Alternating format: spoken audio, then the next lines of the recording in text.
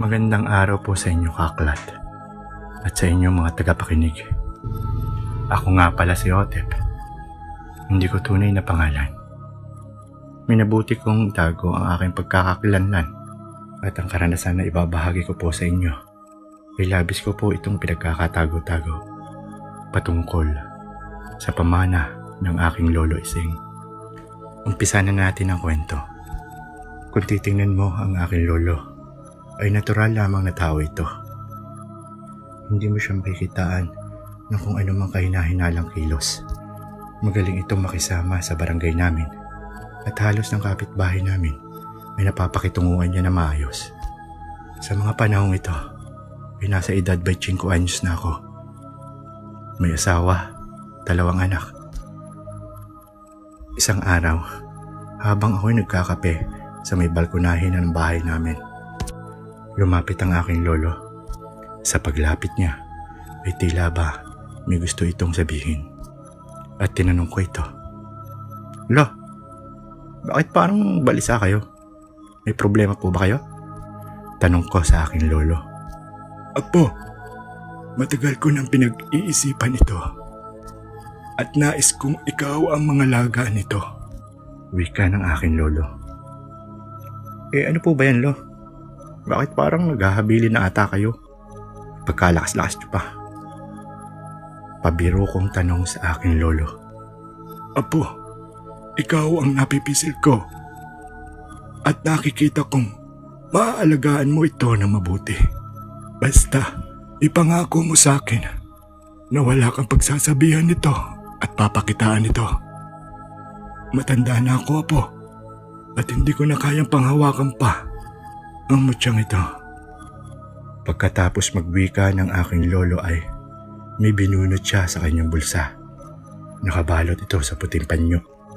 "Apo, ito ay mutya. Galing sa puno ng lalaking papaya. Ito ay ipagkakaloob ko sa iyo. At sana gamitin mo ito sa tamang desisyon. Dahil pag nagkamali ka, ay pwede nitong kitilin ang buhay mo." Wika ng aking lolo. Aanhin ko naman yan, Lo. Saka bakit akong pamamanahan niya yan? Alam niyo naman na hindi ko hilig yung mga anting-anting na yan. At mga mutya na yan. At saka, para saan po ba yung mutyang yan? Wika akong tanong sa aking lolo. "May kakayahan ito, Apo, na maglaho ang isang tao at magkaroon ng lakas at bilis ng pagkilos. Natataglayin na kung sino man ang mangangalaga ng mutyang ito. Malalaman mo, Apo, kung ito ay iyong tatanggapin at tanging mutya lang din ang namimili na kung sino ang magiging tagapangalaga niya. Ikaw ang itinuro ng mutya sa aking panaginip, Apo. Kaya tanggapin mo man o hindi, ay kusa itong papaloob sa iyo." Hindi ko tinanggap sa mga oras na yon ang mutya na ipinagkakaloob sa akin ng aking lolo. "Lo, sa ibang mga kapatid ko na lang po ninyo ipamana ang mutya na yan at baka hindi ko po magampanan ang mga nais ipagawa sa akin ng mutya na yan." Wika kong may pagkainis. Makalipas ang 2 buwan, habang ako'y nasa trabaho, ay nakatanggap ako ng tawag mula sa telepono. At nakita ko ang asawa ko ang natawag. Sinagot ko ito. "Hello? Oh, Lorna. Bakit napatawag ka? Oras pa ng trabaho ko." At sumagot ito na. "Mahal, huwag ka sana mabibigla. Si Lolo Ising, wala na." "Anong wala na? Anong ibig mong sabihin?" Tanong ko sa asawa ko. Nanginginig ang boses ko sa oras na yun. "Wala na. Patay na ang Lolo Ising. Bigla na lamang bumagsak at napatama ang ulo nito sa sahig. Isinugod namin sa ospital pero wala nang buhay pagdating namin sa ospital. May namuo daw na dugo sa ulo nito. Sabi ng doktor na tumingin sa kanya. Bigla akong napaluha, Kaklat. At nagpaalam agad ako sa aking amo na mag-a-undertime ako ngayon. At ibinalita ko na namatay na ang aking lola sa mga oras na yun. Agad akong umuwi ng bahay at pagdating ko sa bahay Nasa sala ang bangkay ng aking lolo at iniintay ang embalsamador nito. Nakahiga siya sa kanyang kama at niyakap ko ito ng mahigpit. Hindi ko namamalayan, kaklat, na patuloy ang agos ng aking luha, dala ng aking kalungkutan. Isang gabi, huling lamay ng aking lolo. Bandang 10:00 na ng gabi yun. Madaming tao ang nakiramay. Nagpunta ako sa likuran ng bahay namin at naupo ako doon at napaisip ako. Naalala ko yung sinabi sa akin ng lolo tungkol dun sa mutya. Napatanong ako sa sarili ko at napaisip na baka ang mutyang iyon ang kumitil sa buhay ng aking lolo. Bigla ako nakaramdam ng antok at hindi ko na malaya na nakatulog ako sa aking pagkakaupo. Maya-maya pa, nang biglang magpakita sa panaginip ko ang aking lolo at nagwika ng, "Apo, sana'y tanggapin mo ang aking mutya na pinagkakaloob ko sa iyo, alang-alang sa akin. At ito'y iyong pagkaingatan dahil iingatan ka rin nito. Iniwan ko sa lola mo ang mutya ng lalaking papaya." Wika ng aking lolo sa aking panaginip. Habang nagsasalita ang aking lolo ay naramdaman ko ang pag-agos ng aking luha na hindi ko namamalayan. Nang akma ko sana siyang yayakapin, ay bigla ito naglaho at nagising ako na nasa harapan ko na ang aking asawa na siyang gumising sa akin. "Napanaginipan mo ba, lolo? Nakita ko umiiyak ka habang ginigising kita," wika ng aking asawa. Kinabukasan, oras na para ihatid sa huling hantungan ang aking lolo. Pinagtulong-tulungan naming magkakapatid na buhati ng kabaong nito. At nang may napansin ako, sa di kalayuan, sa may paglilibingan ng aking lolo, isang nakaputing lalaki na parang umiilaw ang kasuotan nito. Puting-puti ito at nakatitig ito sa akin. Nang pagkababa ng kabaong ng lolo ko, ay agad kong tinungo ang lugar na kung nasaan ang nakaputing lalaki. Nang malapit na ako ay bigla itong naglaho. Napaisip ako na bakit parang kakaiba ang lalaking iyon. Animoy isang diwata ang kanyang kasuotan. Isang gabi, habang kami ay mahimbing na natutulog na ng aking pamilya, ay may narinig ako na parang tinatawag ang pangalan ko ng pabulong. "Otep! Otep!" Wika na tumatawag sa akin na hindi ko malaman kung saan ang gagaling, at nagwika muli ito ng, "Lumabas ka ng inyong silid at pumunta ka sa inyong balkonahe." Utos ng boses na tumatawag sa akin, at pagkawika ng boses na yun ay para bang kusang sumusunod ang aking mga paa at katawan ko patungo sa may balkonahe ng bahay namin. At pagdating ko doon, dito na nagpakita ang lalaking tumatawag sa akin. At nang makita ko siya, "Di ba, ikaw yung nasa sementeryo, yung nakaputing lalaki?" Wika akong tanong dito, at nagwika siya, "Ako ang may-ari ng mutya na ipinagkakaloob sa iyo ng iyong lolo. Ang mutya at ako ay iisa. Sa iyo ako ipinagkatiwala ng iyong lolo. Tanggapin mo ko at lahat ng nais mo ay mapapasayo. Katulad ng walang kapantay na lakas at bilis na parang kidlat." At bigla na ako nagising. Panaginip lang pala. Naisip ko ang sinabi ng aking lolo sa aking panaginip na iniwan niya ang mutya sa aking lola. Kinaumagahan at tinanong ko ang aking lola na kung may iniwan ba si lolo sa kanya. "Oo, apo. Teka't kukunin ko."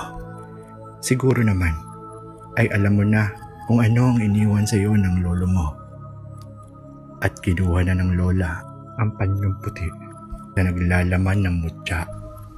Kabilin-bilinan ng lolo mo na kung tatanggapin mo ang mutyang ito, ay wag na wag mong aalisin sa iyong katawan dahil maraming nagtatangkang mga aswang at masasamang elemento ang nais kumuha sa mutyang iyan. Pagkaingatan mo yan, apo, dahil napapaloob dyan ang kapangyarihan ng kidlat at lakas ng 10 kalabaw. Wika ng aking lola Oring. Dahil ito ang huling habili ng aking lolo, ay tinanggap ko na ito. Hindi ko alam kung ano ba ang nagagawa nito.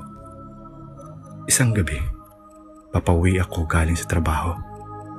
Habang pinabagtas ko ang daan patungo sa aming bahay, madilim ang paligid sa dinaraanan ko patungo sa bahay namin. Liblib na kasi ito. At nang may biglang lumabas na isang nilalang sa may puno ng akasya na animoy tao, pero punong-puno ng balahibo ang katawan nito at nagngangalit ito na para bang asong hingal na hingal.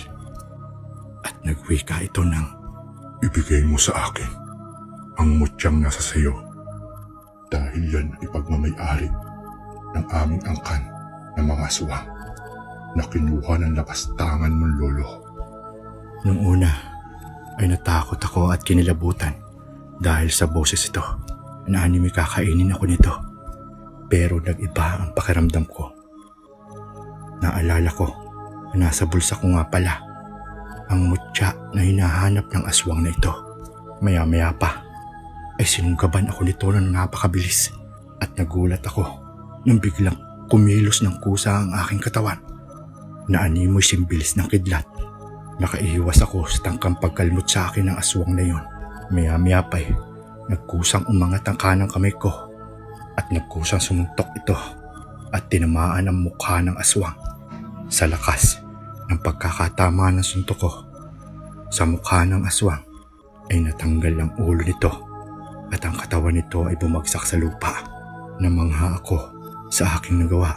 Nasa isang suntok lamang ng aking kamao ay naputulan at tumilapo ng ulo ng nilalang na nagtangkang umatake sa akin.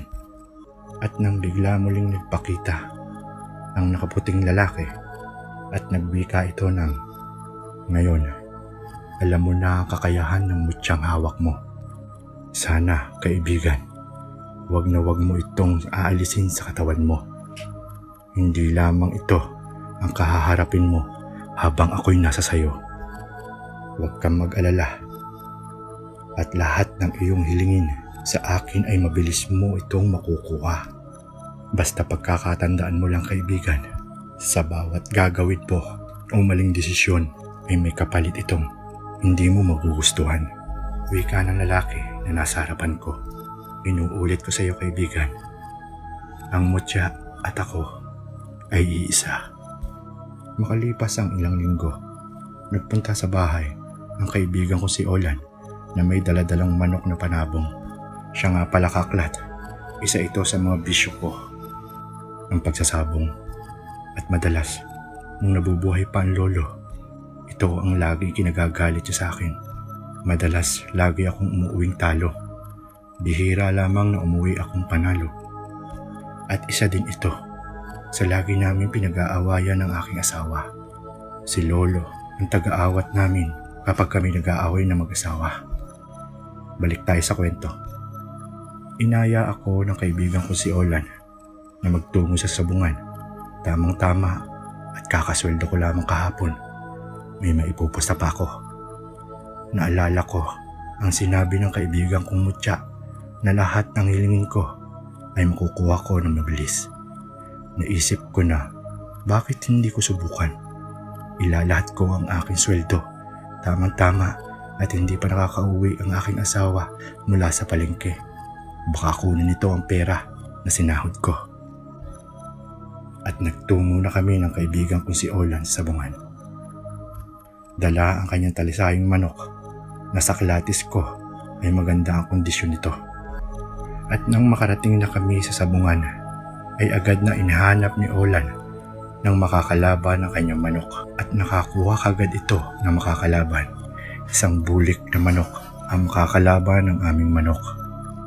Sa pagkakaalam ko, ang nagmamay-ari ng manok na iyon ay isa sa pinakamahusay na magsasabong sa aming lungsod at kilalang antingero. Kinakatakutan ang mga manok nito dahil sa lakas na taglay ng iniingatan nitong agimat.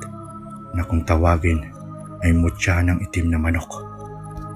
Kaya nung malaman kong sa kanya ang manok nakakalabanin ng manok ng kaibigan ko, ay agad akong pumunta sa gilid ng sabungan at kinuha ko sa bulsa ko ang mutya ng lalaking papaya.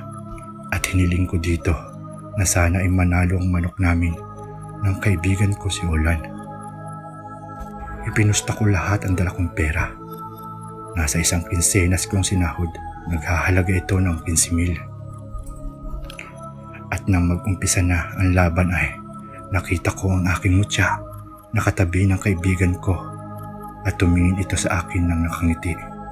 Umabot ang pusta ng manok namin sa halagang 80,000. Marami ang pumusta sa manok ng kaibigan ko at nang binitawan na magkabilang panig ang kani-kanilang manok, agad sinugod ng manok ng kaibigan ko ang kalabang manok at sa pagsugod dito, isang malakas sa salpok ang pinakawalan nito. Namangha ang mga tao sa nasaksihan nila na sa isang palo o salpok ng aming manok, halos mabiyak ang katawan ng kalaban namin na halos balat na lamang ang nagkakapit dito. Hindi maipinta ang mukha ng sinasabing kinatatakutang sabungero sa lungsod namin. Nakakunot ang noon nito na tilang inis na inis at nakatingin ito sa akin na para bang nararamdaman niya ang presensya ng aking mutya. Nagulat at namangha ang mga tao sa ginawa ng manok na dala namin. Hindi man lamang nasugatan ng manok na dala namin. Tuwang-tuwa ako noon at uuwi ako na malaki ang panalo ko. Naisip ko na totoo pala ang sinasabi ng mutya na lahat ng aking hihilingin ay makukuha ko na mabilis. Uuwi na sana kami ng kaibigan ko dahil sa malaki na ang panalo namin. Maya-maya pa may lumapit sa aming isang lalaki at nagpakilala ito at nagwika ng, "Mga kaibigan, nakita ko kung paano lumaban ang inyong manok. Total, wala naman natamong sugat ang manok ninyo. Bakit hindi natin muli itong ilaban?" Ako nga pala si Badoy. Taga-kabilang bayan lang ako. Bilib na bilib ako sa manok ninyo. At pag nanalo ulit ang manok nyo, baka gusto nyo idayo ito sa malaking sabungan sa may Candelaria. Doon marami tayo makakalaban at siguradong malaki may uwi nyo panalo. Pupusta ako sa manok ninyo ng 50,000, wika ng lalaki. At sinabi nito na may naghahamon sa manok namin dala. Napaisip ako at sinabi ko sa kaibigan ko, "Sige, ilalahat ko ang 30,000 ito na hawak ko kasama na ang puhunan ko." At binulungan ko ang kaibigan ko na huwag mag-alala at magtiwala lamang sa akin. Ilahat mo na rin ang dala mong pera at sinisigurado ko sa iyo na hindi matatalo ang manok mo. Muli akong humiling sa hawak kong mutya na bigyan ng lakas ang aming manok at sana'y manalo muli kami ng kaibigan ko. At sa pangalawang pagkakataon ay muling napalaban ang aming manok. Nakita kong muli na katabi ni Olan ang aking kaibigang mutya. At nang binitawan ng muli na magkabilang panig ang mga manok, ay agad itong nagsalpukan. Kitang-kita ng dalawang mata ko ang pagsalpok ng manok namin. Sa lakas ng salpok nito ay napugutan ng ulo ang kalaban naming manok at nagkikisay. Nagkagulo ang mga tao sa loob na sabungan na ang iba ay manghang-mangha sa lakas na ipinakita ng aming manok. At pati ako ay halos hindi makapaniwala sa nakita ko kung paano lumaban ang talisayang manok ni Olan. Tuwan-tuwa din ako sa laki ng napanalunan namin. At simula noon ay kinatakutan na ang aming dalang manok at nakilala na kami sa lugar namin. Maya-maya pa ay inaya ko nang umuwi ang aking kaibigan. Masayang masaya kami sa aming pag-uwi habang napapaisip ang aking kaibigan at hindi makapaniwala sa nakita niya ang paglaban ng kanyang manok. Takang-taka siya at manghang-mangha sa alaga niyang manok sa pagbagtas ng daan namin sa pag-uwi. May minapansin kaming 4 na kalalakihan at humarang sa aming dinaraanan. At nagwika ang isa sa mga ito na, Mga kaibigan, nakita namin na malaki-laki ang panalo ninyong dalawa. Kung mamarapatin ninyong dalawa, eh baka gusto ninyong ibigay ng tahimik ang mga pera ninyo. At kung hindi, ay mapipilitan kaming patayin kayong dalawa. Wika ng isa sa apat na kalalakihan. Nakita ko na parang namutla ang mukha ng aking kaibigan at binulungan ko ito. Kaibigang Olan, lumayo ka muna at ako na ang bahala sa apat na ito. Panoorin mo kung paano ko isa-isang pabagsakin ng mga hayop na ito. At narinig iyon ng mga kalalakihan na sinabi ko sa aking kaibigan. At nagsalita ang isa. Ang lakas naman ng loob mo na sabihin niya. At kung ibibigay nyo ang pera nyong dalawa na hawak na mabilis, ay patatakasin namin kayo. At nagwika ako ng, kunin nyo kung makukuha nyo.